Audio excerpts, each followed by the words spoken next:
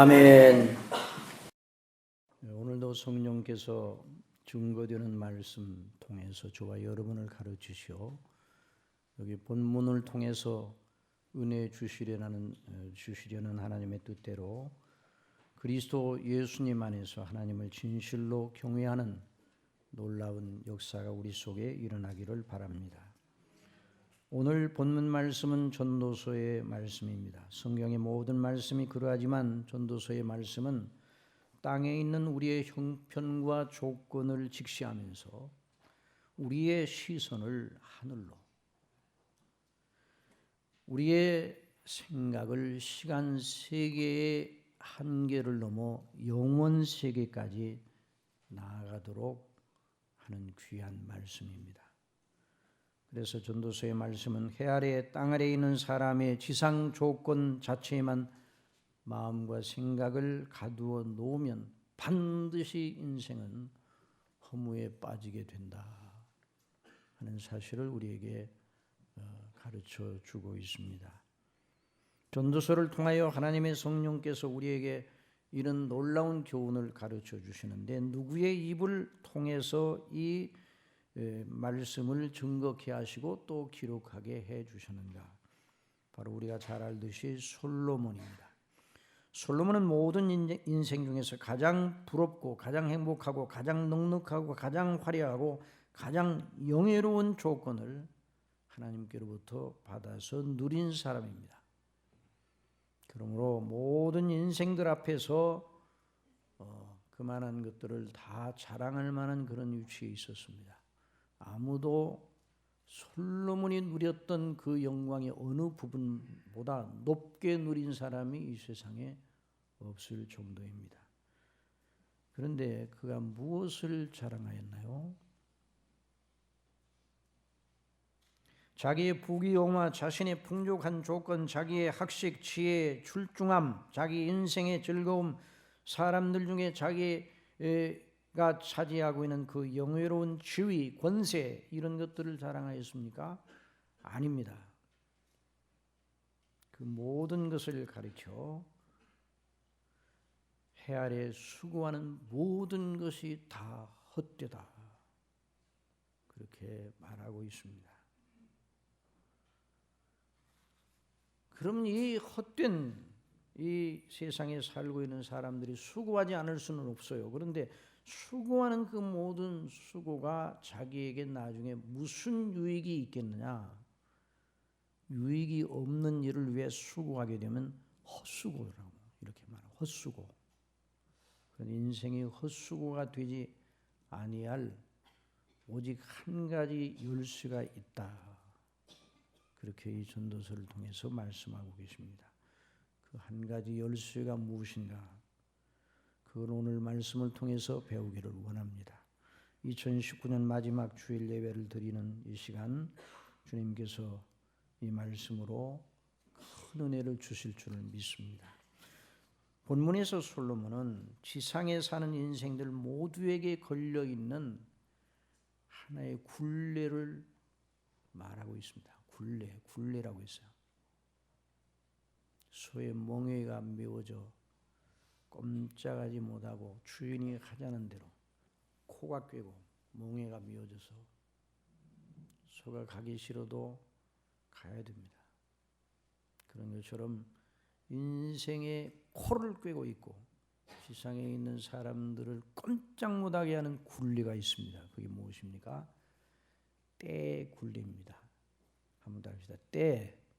때의 굴레, 시간의 굴레입니다.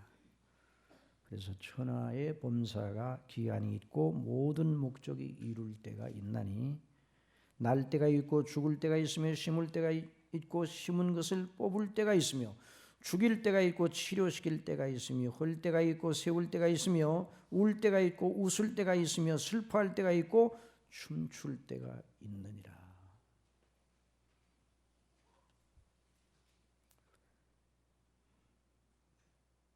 정말 이 때의 굴레, 인생의 조건입니다. 지상에 있는 어떤 사람도 이 조건의 굴레를 벗어날 수가 없어요.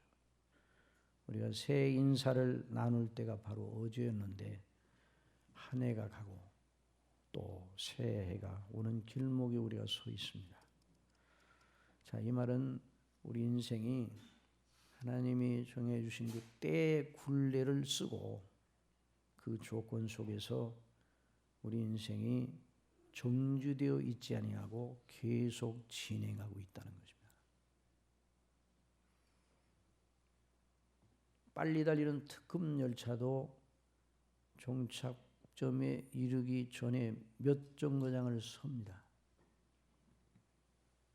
그러나 우리가 탄 시간 열차는 종착점에 이를 때까지 한 번도 쉬지 않습니다.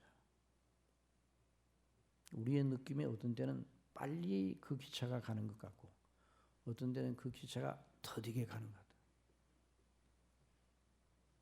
여기 학생들은 왜 이렇게 우리가 탄 시간 열차는 더디 가는가?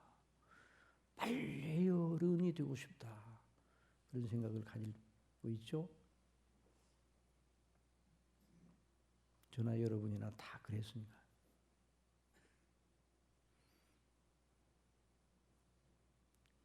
그런데 여기 연세가 드신 분들은 왜 이렇게 세월이 빨리 가는지 3년 전이 아닌가? 그런데 따지보면 3년 전이 아니에요. 5년 전이에요.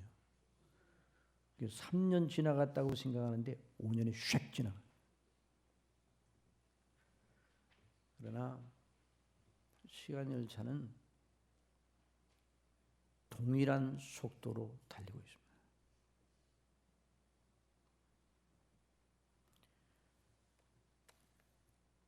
정말 이 시간, 이 때라는 이 굴레를 극복하기가 참 힘든 그런 문제입니다. 그래서 때의 난제라 그렇게 제목을 붙여봤어요. 그런 문제를. 청춘이 가는 걸 탄식하면서 발을 동동 굴러봐도 소용없어요. 어떤 유행가 가사에 지나간 내 청춘 하면서 절규하는 그런 가사가 있다. 또 그 노래 부르는 가수가 또 얼마나 구성지게 그 노래를 부르며 슬프게 부르는지 그 노래를 듣는 청중들이 여기저기서 처음에는 흥얼거리고 따라하다가 나중에 눈물을 닦고.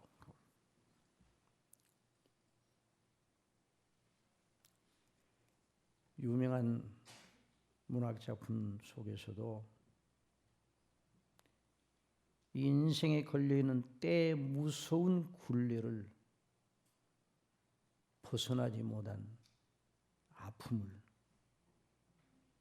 주제로 한 그런 작품들이 많습니다.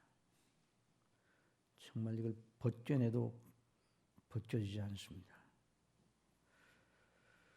이 난제를 풀어 이 난제를 직면하여서 이걸 고통의 소재로 삼지 않고 이걸 우리 영혼에 정말 유익한 활력으로 삼는다면 그 사람이 복이 있습니다. 이 굴레, 이 때라는 굴레의 난제를 고통으로 여기지 않고 그냥 억지로 끌려가는 게 아니라 그 조건을 잘 활용하여서 자기 영혼에 유익하게 적용할 수 있다면 그 사람이 지혜자예요. 그 사람이 복이 있습니다. 그런데 이 난제를 푸는 것이 참 어렵습니다. 이 난제의 열쇠를 어디서 발견할 수 있는가?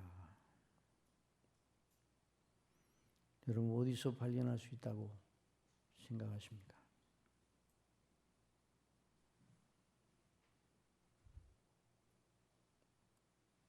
우리 그리스도인들은 어디서 모든 문제, 모든 상황, 어떤 경우라도 모든 것에 대한 생각의 출발을 어디서부터 해야 됩니까?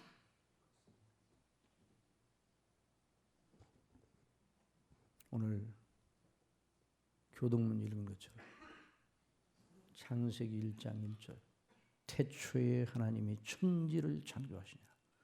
여기서부터 시작해요.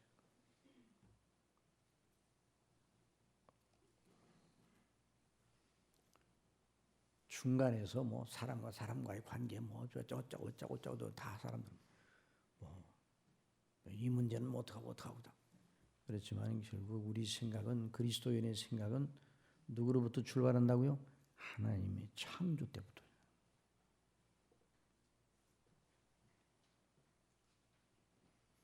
그 굴레 시간이라는 굴레를 누가 우리에게 씌워 주었습니까?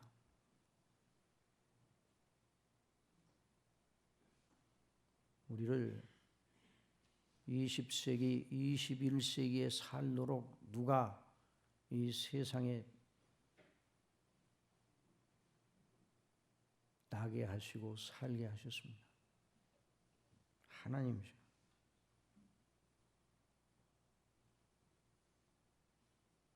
전도서 기자는 그걸 전도서 지면마다 가르치고 있어요. 하나님을 바라봐라. 천하의 범사가 기한이 있고 모든 목적이 이룰 때가 있나니. 3장 11절에 하나님이 모든 것을 지으시되 때를 따라 아름답게 하셨고 누가요? 하나님. 또 사람에게 영혼을 사모하는 마음을 주셨느니라. 이 대목에 이르게 되면 큰 빗덩어리를 여기서 발견합니다.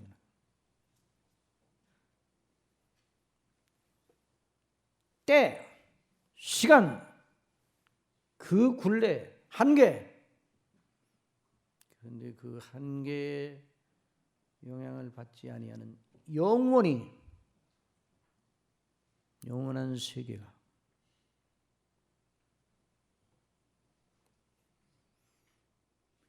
있다는 것이죠.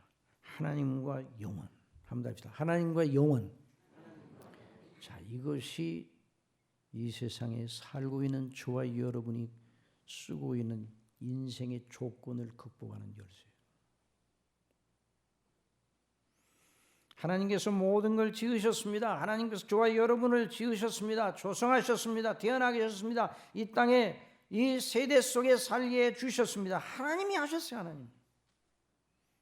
그런데 그 하나님을 생각지 아니하고 어떻게 인생의 난제를 풀 수 있겠어요? 그 하나님을 생각지 못하면 반드시 허무주의에 빠집니다. 그래서 세상에서 남보다 생각을 많이 하면서도 하나님을 알지 못하는 사람은 반드시 허무의 바다에 빠지고 말아요.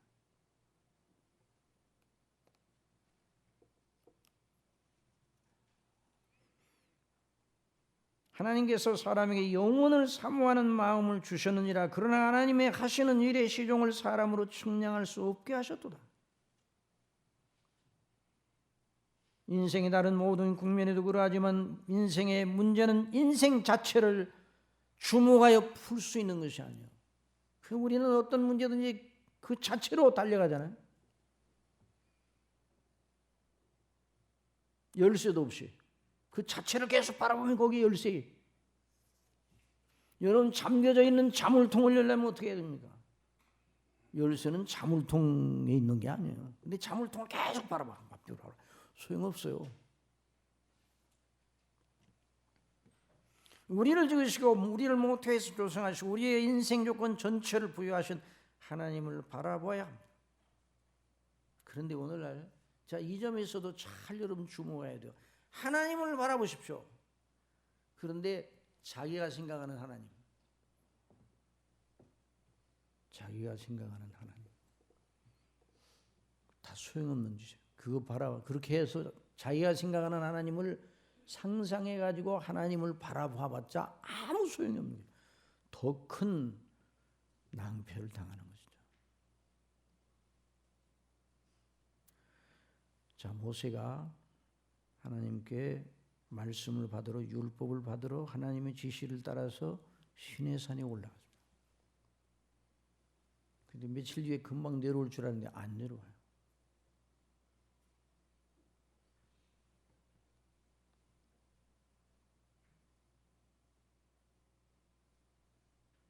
그러니까 10일, 20, 30일 지나도 안 일어나. 그 백성들 가운데 소동이 일어났어요. 아니 그 모세, 그 우리를 여기까지 인도한 그 모세가 어디 갔나? 왜 안 오나? 그 백성들 가운데 똑똑하다고 하는 사람들. 여러분 언제나 하나님의 교회에서 문제를 일으키는 사람은 누군가? 똑똑하면서 믿음이 없는 사람입니다. 그건 똑똑한 것이 아닌데 똑똑한 척하면서 믿음이 없는 사람이 문제를 일으켜요. 광야교회, 그러니까 이들로 인하여 아론이 괴로웠어요. 이 난제를 어떻게 해결할까? 그러다 다 금가락지, 금반지 다 빼러 다 모았어요. 금모으기에서.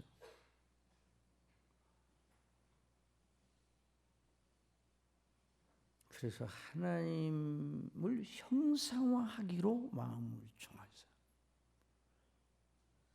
그러면 애굽에서 인도해낸 그 하나님을 눈에 보이게 형상화해야 백성들의 마음이 안돈될 것이다 생각을 했어요.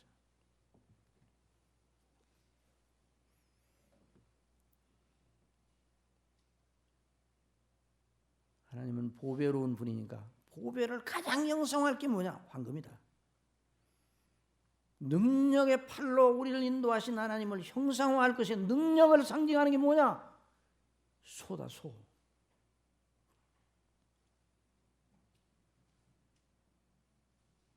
그래서 금송아지를 만들었어요. 그러니까 그들이 생각하는 신을 만든 것입니다. 오늘날 하나님을 바라보라, 하나님을 바라보라 그렇게 말해도요, 거기서 머물면 안 되는 이유가 바로 여기 있어요. 하나님을 바라보라, 바라보라 그러면 하나님을 바라보는데 자기가 생각하는 하나님.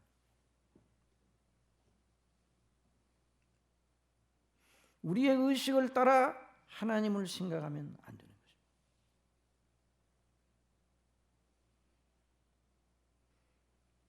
하나님을 말하면서도 성경을 강론 안 하면 그건 기독교가 아닙니다.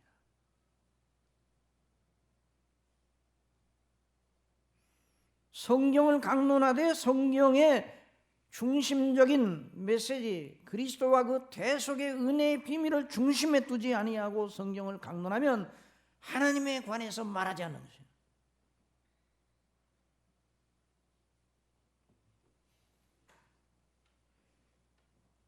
그러므로 더디고 지루해 보일지라도 성경을 강론해야 됩니다. 그리스도를 통한 구원의 놀라운 비밀을 강론해야 돼요. 반복적으로. 그러니까 사랑하시는 성도 여러분, 여러분이 교회에 와서 다른 메시지를 들으려고 하지 마십시오. 다른 메시지는 있더라도 소용이 없는 것이에요. 사도 바울이 내가 너희 가운데 거하였을 때 고린도 교회를 향해서 1년 6개월 동안 있을 때 어떤 설교를 했는가? 고린도전서 2장에서 밝혔습니다. 내가 너희 가운데 있을 때 그리스도가 그 십자가에 못 박히심 외에는 아무것도 알지 않기로 작정하였다.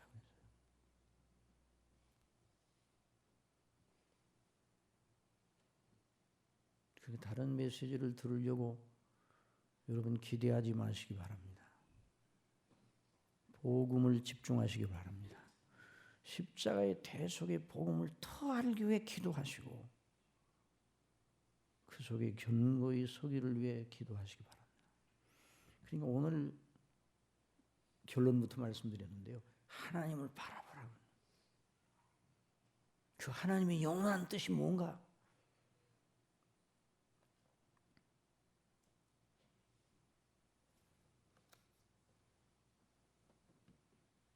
성경에 기초한 성경을 강론하는 것이 아닌 그런 하나님 설교는 소용이 없는 것이죠.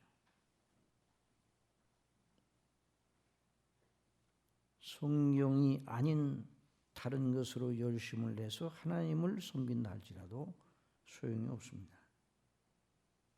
마지막 날 심판날이에요. 그런 사람을 향해서 하나님께서 내가 너희를 도무지 알지 못한다 말씀하실 것이에요. 제가 주님을 위해서 얼마나 열심히 일한 걸 주님도 아시잖아요. 주님의 이름으로 선지자 노릇도 하고 귀신도 쫓아내고 권능도 행하였습니다. 주님의 이름으로 주님을 위하여 많은 헌신도 했지 않습니까? 다른 사람은 다 몰라도 하나님은 아시잖아요.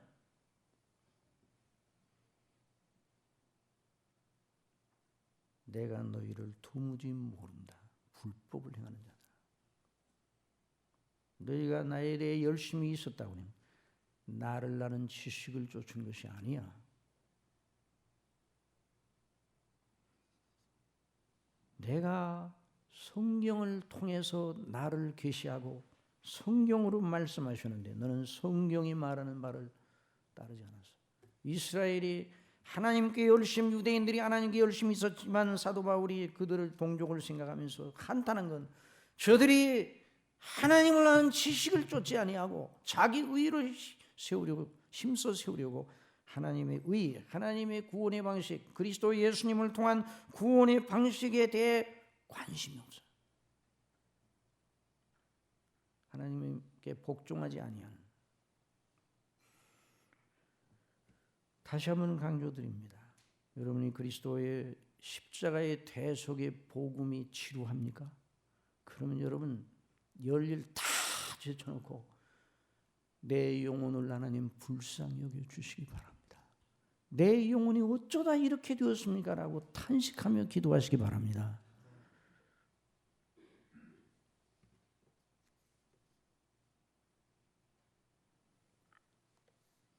인생의 조건, 여러 굴레, 범죄한 인생에게 하나님이 부여하신 그 굴레를 벗어던져 자유케 하는 것은 바로 하나님의 영원한 목적, 그리스도 안에서 우리를 향하여 가지신 영원한 목적, 그 속에 자유케 함이 있습니다. 너희가 내게 와서 들으라. 내 말을 너희가 들으면 너희가 진리를 알지니 진리가 너희를 자유케 하리라 말씀하셔서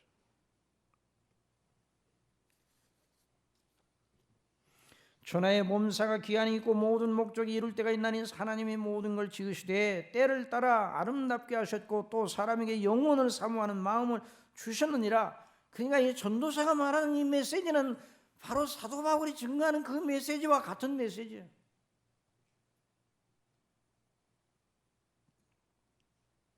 하나님께서 목적을 세우셨어요.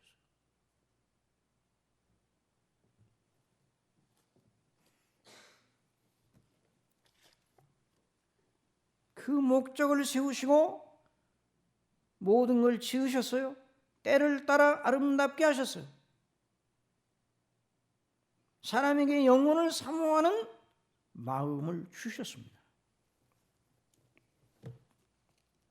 그 목적을 따라 지으셨고 섭리하시고 통치하시고 판단하십니다. 하나님이 그 목적을 세우셨어요. 그러니 얼마나 그 목적이 영화로울죠. 우리 아버지의 목적은 완전하십니다. 영화로우십니다. 그러니 영화롭기 때문에 영원한 거예요. 만약에 그 완전하지 못하면 영원하지 못합니다. 모든 천지 만물이 다 아버지의 목적 속에 존재하고 있습니다. 우주 만상이 초절로 만들어졌다고요. 이 학생들이 이제 학교에서 그런 진화론적인 전제에 의해서 배우고 있잖아요. 대학에서 하는 학문들이 다 진화론의 전제에 의해서 학문을 진행하고 있어요.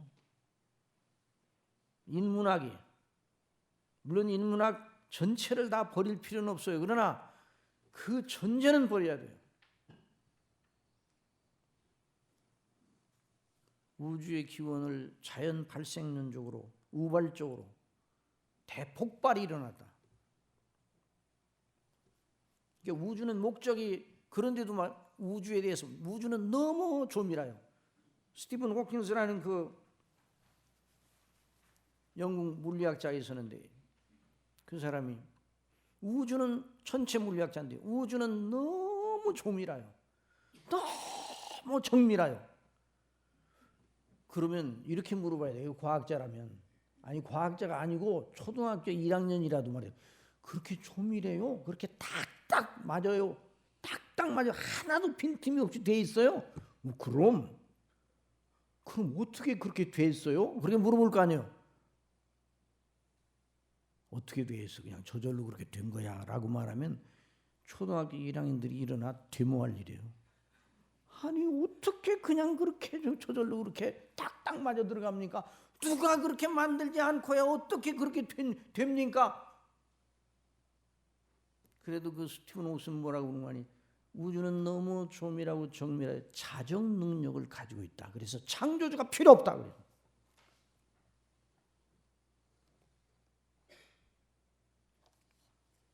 불쌍한 인생. 저나 여러분도 그런 사람들일 뻔했는데 저와 여러분이 무엇이 갈래? 하나님께서 이렇게 사랑하셔서 저와 여러분을 거듭나게 하시고 영혼의 눈을 열게 하시고 하나님을 아버지로 부르게 하시고 그리스도를 우리의 주 그리스도 나를 위해 죽으신 그리스도를 알게 하셨는지 이걸로 인하여 여러분 기뻐하시기 바랍니다. 이게 바로 인생의 모든 난제를 극복하는 열쇠예요. 그래서 하나님을 경외하는 자는 독수리가 날개치며 올라감 같을 것이라고요. 장정인 소년도 피곤하고 장정도 자빠지지만 하나님을 경외하는 자는 독수리가 날개치며 올라감 같이 올라갈 것이라고 그랬는데 이 말씀이 무슨 말씀인가? 바로 그리스도 안에서 우리를 구원하신 그 하나님의 영원한 목적을 자기의 것으로 삼고 거기에 믿음을 가지는 사람은 인생의 모든 조건과 난제 무게를 다 털치고 그 날개를 달고 그 은혜로 소망 가운데 이기는 자로 설 것이라는 말씀입니다.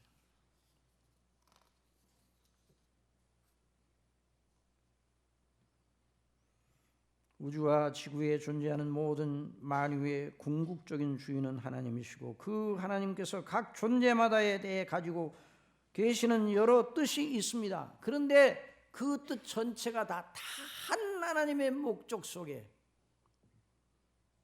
당신의 백성들을 구원하셔서 하나님의 사랑하신 백성 그들로 이루어질 하나님의 나라. 누구의 나라요? 하나님의 나라. 우리 나라. 우리 아버지의 나라. 우리가 물려받게 될 나라. 그 나라를 건설하려는 큰 영원한 목적을 가지고 모든 만유를 지으시고 다스리시고 계십니다. 우리 예수님께서 공중의 새를 보라. 심지도 않고 거두지도 않고 창고에 모아들이지도 아니하되 너희 천부께서 기르시나니 너희는 이것들보다 귀하지 아니하냐. 들의 백합하고 어떻게 자라는가 생각하여 보라. 수고도 아니하고 길쌈도 아니하느니라. 그러나 내가 너희에게 말하노니 솔로몬이 모든 영광으로도 입은 것이 이 꽃 하나만 같지 못하였느니라. 오늘 이 땅과 내일 아궁이에 던지는 들풀도 하나님이 이렇게 입히시거든 하물며 너희일까 보냐. 그래서 이 너희는 누군가? 여기에 하물며 너희 인생일까 보냐. 그렇게 하면 사람들 전체에 해당될 수가 있어요. 그런데 이 대목에 그렇게 말하지 않습니다. 하물며 너희일까 보냐. 산상수훈 앞뒤 문맥을 다 보면 너희는 무엇을 먹을까 무엇을 마실까 염려하지 마. 이는 다 이방인이 구하는 것이다. 그렇게 말해요. 그 너희는 누군가? 이방인과 구별되는 이방인이 누군가? 믿지 아니하는 사람. 하나님을 믿지 않고 그리스도 밖에 있는. 그러니 여기 너희는 하나님의 영원한 목적 속에 사랑하심을 받은 제한적인 의미의 너희예요. 모든 인생들 전체에 적용되는 것이 아니에요. 믿음은 모든 예 것이 아니라고 그래서. 물론 그럼에도 불구하고 우리가 계속 전도는 해야 됩니다. 그러나 모든 사람들이 다 예수 그리스도를 믿는 것이나 하나님의 아들 예수 그리스도를 믿는 이들, 곧 창세전에 하나님께 택하심을 받은 이들, 예수님의 십자가의 죽으심의 피로서 구속받은 백성들을 가리키는 것이 정확한 해석입니다. 저와 여러분이 그 너희라는 2인칭 대명사 속에 들어있기를 바랍니다. 예수님을 믿는 사람들은 바로 그 너희 속에 들어있는 거예요. 예수님이 말씀하죠. 그래서 교회는 바로 그 너희를 가리키는 거죠.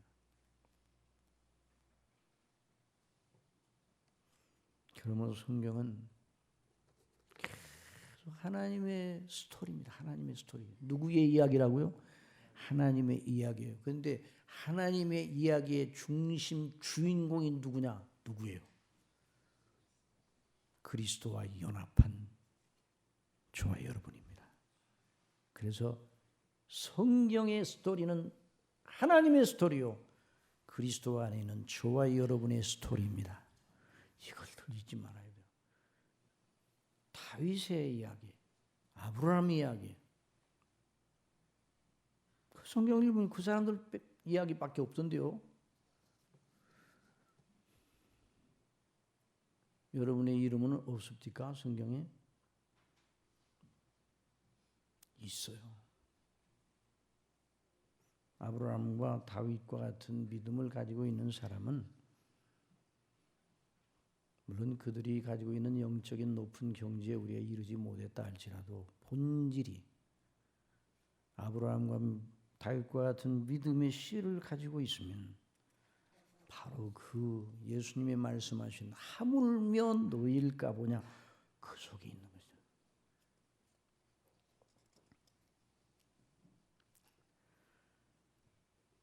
그러니까 여기서 인생의 모든 때, 날 때와 죽을 때, 심을 때와 뽑을 때, 울 때와 웃을 때, 모든 때들이 다 우리를 향하신 하나님의 목적을 이루어 나가기 위한 부분이에요. 파편이에요. 이것이 다 이어져 가지고 그 목적을 이루는 것이죠. 그렇게 되니까 때의 굴레가 우리를 슬프게 하지 않습니다. 때 청춘 다 지나갔다 탄식하지 않습니다. 청춘을 생각하면서, 내 청춘 생각하면서 나 같은 자를 사랑하셔서 소시의 나를 부르시고 그리스도를 믿어 구원받게 하시고 내 평생 주님의 영광을 위해 주님을 찬미하면 여전히 부족하고 연약하지만 버리지 아니하시고 소시부터 노년까지 나를 지키신 하나님의 은혜가 너무 크고 놀랍습니다. 감사합니다.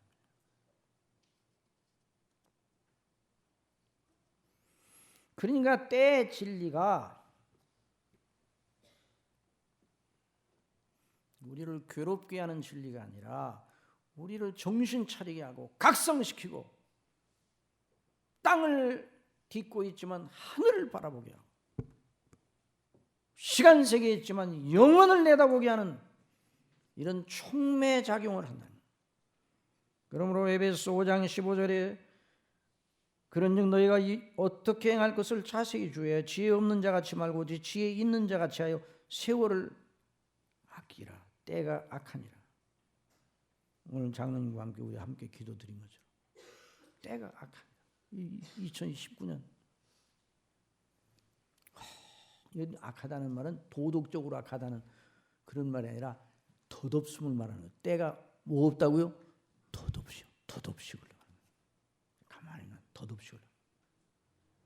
그러므로 어리석은 자가 되지 말고 오직 주의 빛이 뜻이 무엇인가 이해하라. 술 취하지 말라. 이는 방탕한 것이 오직 성령의 충만을 받으라. 그러니까 세월이 얼마나 우리에게 중요한 가치를 가지는지, 그러니까 그 세월을 그냥 놓쳐서는 안 돼요.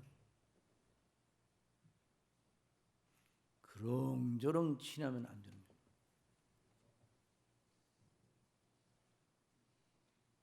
하나님의 모든 걸 지으시되 때를 따라 아름답게 하셨다. 사과 한 톨에 사과를 하나 가져오려고 그랬어요. 그랬더니 여러분들이 상상으로 사과 놔도 흔하니까 사과 한 톨, 텀실한 사과 한 톨. 전 세계에서 여러분 우리나라 사과가 가장 맛있는 사과인 줄 여러분 아시기 바랍니다.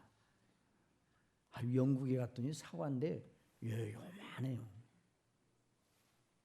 그 사과인데 사과라고 우리가 배도 그냥 못난 배. 우리나라 배와 우리나라 사과가 최고의 아니야 그건 그렇고 그 사과 한 톨이 맺혀지기까지 사과 한 톨이 맺혀지기까지 생각해봐. 어떤 과정이 있어서 공장에서 찍어낸 게 아니잖아요. 때의 진리를 생각해서 사과나무가 있었어요. 사과나무가 어떻게 생겼어요? 사과나무가 턱 하늘로 떨어진 게 아니라 하나님께서 지으신 이후에 씨를 통해 가지고 자그마한 묘목대가 있어요. 눈이 톡 터져 가지고 떡잎이 날 때도 있었을 거 아니에요. 그때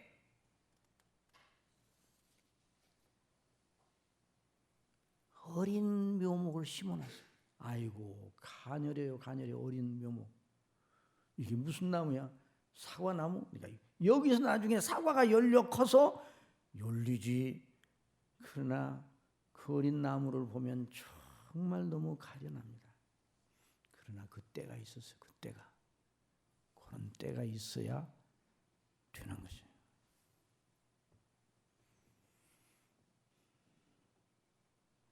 사과나무가 몇 년 만에 꽃을 피는지 저는 잘 모르겠지만 때가 되면 꽃이 피어요. 줄기가 생기고 나무 둥치가 커 꽃이 피어요. 드디어 꽃이 폈어요. 꽃이 아름다워요, 안 아름다워요? 아름답죠, 아름답지. 그런데 그 아름다운 꽃이 오래가지 못하고 시들어 버립니다. 누렇게 변해서 땅에 떨어져요. 그 꽃 하나만 계속 바라보기는 떨어진 꽃. 아이고 그렇게 아름다운 꽃도 이렇게 치는구나. 내 모양의 내 모양과 똑같구나 하면서 그 꽃을 바라면서 슬퍼하는 사람이 있다면 그건 잘못하고 있는 거예요. 아니에요. 그 사람과 그 사과나무 떨어진 꽃과 같은 게 아니에요. 그 사과나무 꽃이 떨어진 건 때의 진리를 따라서 지금 그 사과나무 꽃이 떨어진 자국을 보니까 오주 떨어진 자국을 보니까 콩알만한 열매가 맺혔어. 그게 뭐예요? 사과. 아이고 그 콩알만한데 어떻게 사과라고 그래요? 사과에 그때가 있었어. 그때가 있어. 그리고 점점 그리고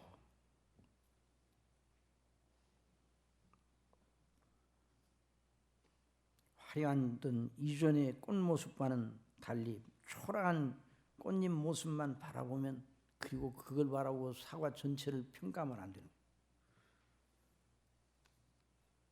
그러니까 그 나무가 자라면서 그 사과가 그렇게 열려서 그래서 비바람 맞고 차가운 아침 기운 새벽 이슬을 맞고 비바람을 맞고 또 햇빛 이런 과정을 통해 가지고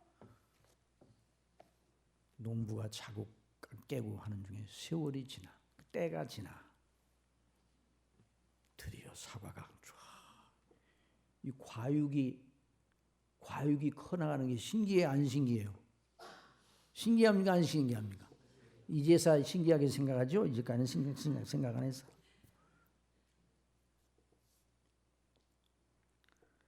그래서 결국은 추수하는 때가 와서 농부가 즐겁게 추수를 하냐? 나무에 달린 때가 있어, 때가. 그리고 그 사과가 우리의 손에까지 들어오게 돼요. 그러니까 이런 모든 과정 부분마다 과정이 있었어요. 그런데 결국 그 과정을 통해서 사과라는 열매가 맺힌 거죠. 하나님의 목적도 그렇게 이루어지는 것입니다.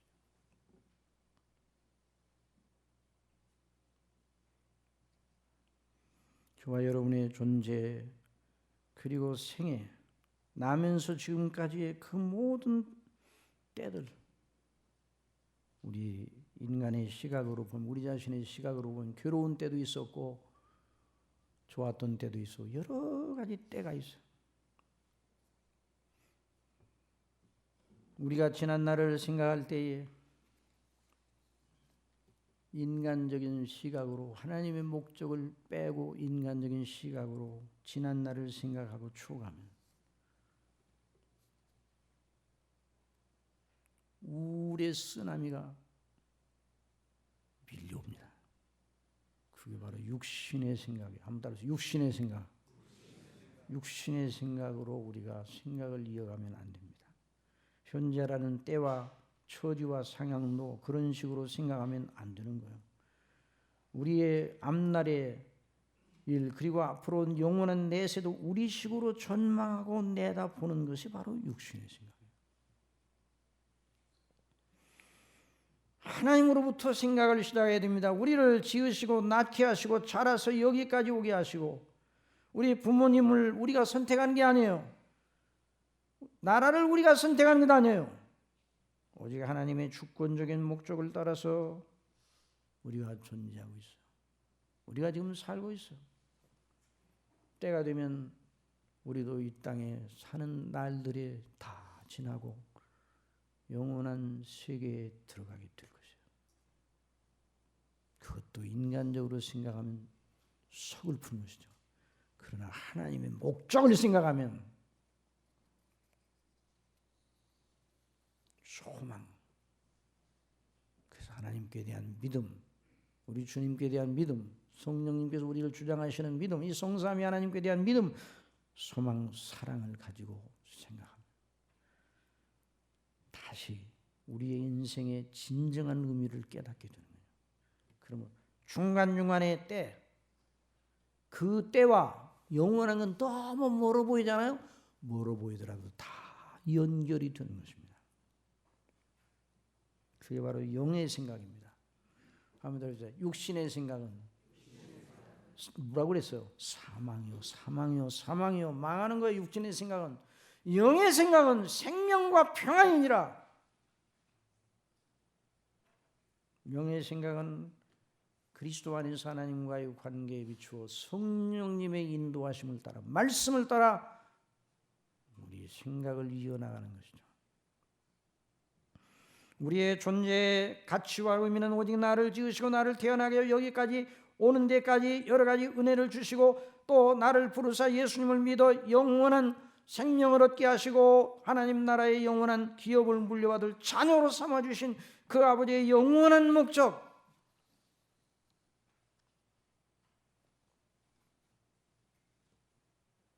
그 속에서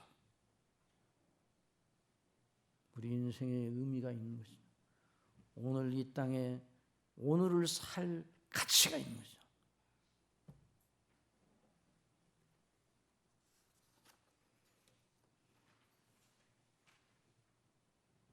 오늘은 지나갑니다. 또 휙 지나갑니다. 그런 오늘의 가치가 있는 거죠.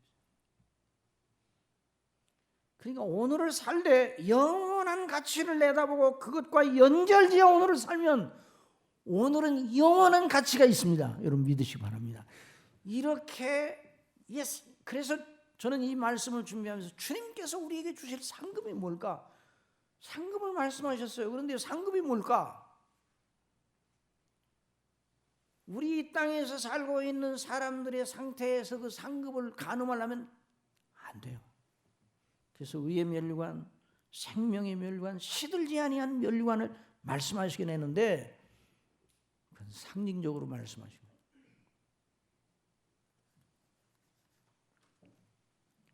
하나님이 기뻐하시는 믿음의 일을 하면 그 일이 바로 영원한 목적을 이루시려는 하나님의 뜻을 위하여 드린 것이니까 하나님은 그걸 다, 하나님께서는 귀하게, 아니 그 속에 우리 하나님이 계셔요. 일하고 계셔요.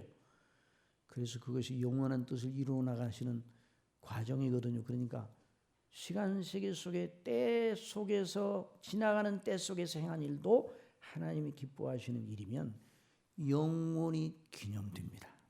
틀림없습니다.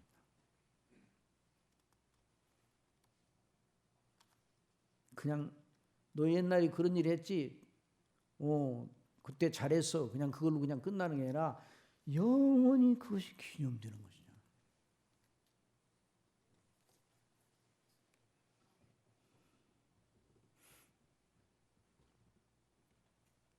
하나님이 모든 걸 지으시되 때를 따라 아름답게 하셨고 또 사람에게 영혼을 사모하는 마음을 주셨느니라. 그러나 하나님이 하시는 일에 시종을 사람으로 측량할 수 없게 하셨도다. 사람이 사는 동안에 기뻐하며 선을 행하는 것보다 나은 것이 없는 줄 내가 알았노라. 이 선은 바로 하나님의 목적을 바라보고 거기에 합당하게, 그 가치에 합당하게 하늘의 보물을 쌓아두는 그런 선입니다. 그러니 사람이 사는 날 동안의 가치는 오직 그리스도를 믿고 그 안에서 받은 구원의 은혜를 즐거워하고 소망 중에 하나님께 순종하며 하나님의 나라의 백성으로 사는 것, 그것이 바로 오늘을 사는 삶의 가치예요. 또 3장 13절에서 사람마다 먹고 마시는 것과 수고함으로 낙을 누리는 것이 하나님의 선물인 줄을 알았다. 이 낙은 무엇인가? 그 낙이 바로 그냥 즐거움이 아니에요. 그 즐거움은 뭔가 하나님의 구원과 그 하나님 나라의 영광의 소망을 인하여 즐거워하는 그 낙을 말하는, 천년의 갑절을 산다 할지라도 마음에 낙이 없으면 허사라고 솔로몬이 말했는데 그 낙도 그걸 말하는 것이죠. 사도 바울이 주 안에서 항상 기뻐하라, 내가 다시 말하는 이 기뻐하라고 한 것처럼 말입니다. 그러면서 무릇 하나님이 행하시는 것은 영원히 있을 것이라. 더할 수도 없고 덜할 수도 없나니 하나님의 뜻은 더하지도 않고 빼지도 않습니다. 항상 그 뜻입니다. 그 뜻을 지금도 계속 진행하고 계신다고 말씀하셨어요. 한번 들어보십시오.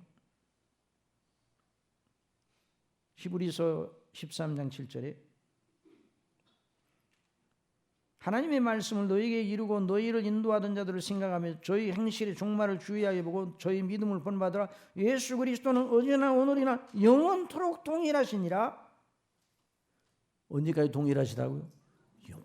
영원토록 동일하시. 그러므로 우리가 시간 속에서 행하는 이 모든 일들이 그 하나님의 그리스도 안에 있는 영원한 목적, 그 나라와 연관된 일이면 하나님이 너무너무 기뻐하시는 것이죠.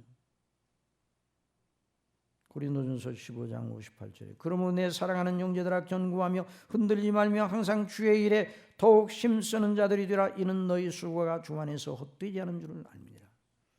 사랑하시는 성도 여러분, 저와 여러분 하나님의 은혜를 주셔서 그리스도의 신부로 들러리 인생이 아니라 주인공 인생을 살도록 하신 하나님께 영광을 돌리시길 바랍니다. 그리스도 밖에 있는 사람은 다 들러리예요.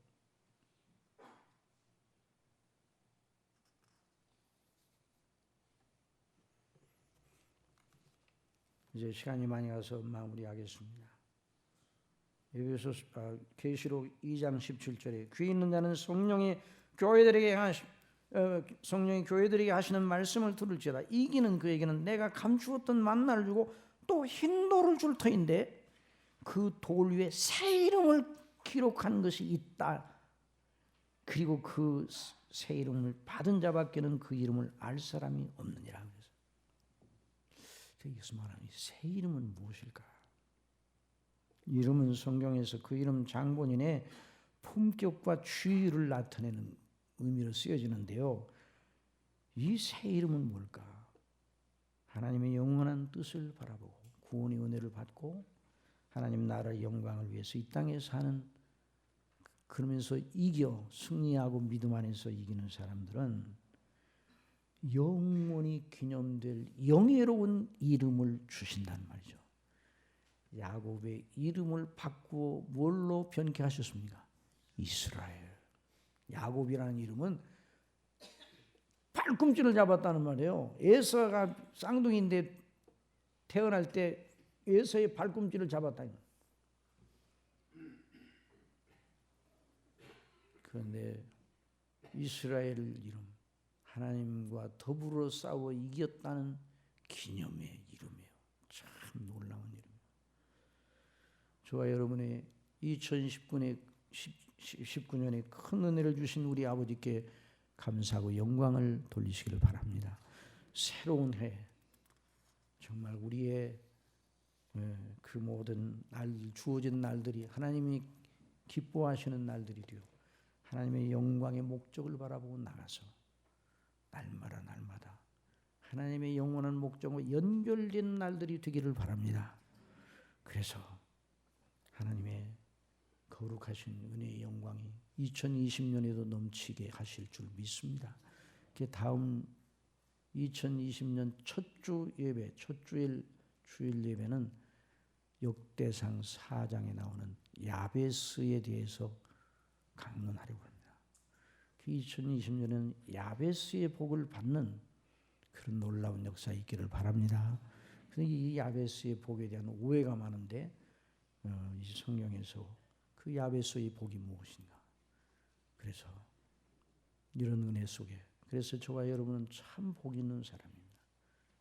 송구인 영신 예배를 통해서도 하나님이 또 주시는 말씀을 바라고 기도하시고 또 사경유를 통해서도 더 믿음의 견고히 서는 아름다운 역사 있기를 바랍니다. 기도하겠습니다. 사랑하시는 아버지 하나님, 저희가 다 죄로 말미암아 이 시간 세계 속에 살다가 영원한 지옥 형벌로 떨어져 이를 갈며 후회하며 이렇게 영원토록 하나님의 진노를 받아야 마땅한 저희들이었는데 아버지께서 어떻게 저희들을 사랑하시고 저희가 무식한데 저희들을 부르시고 예수님 믿어 하나님 아버지 하나님을 아버지라 부르짖게 해주셨는지 이 놀라운 은혜의 영광이 얼마나 큰지요.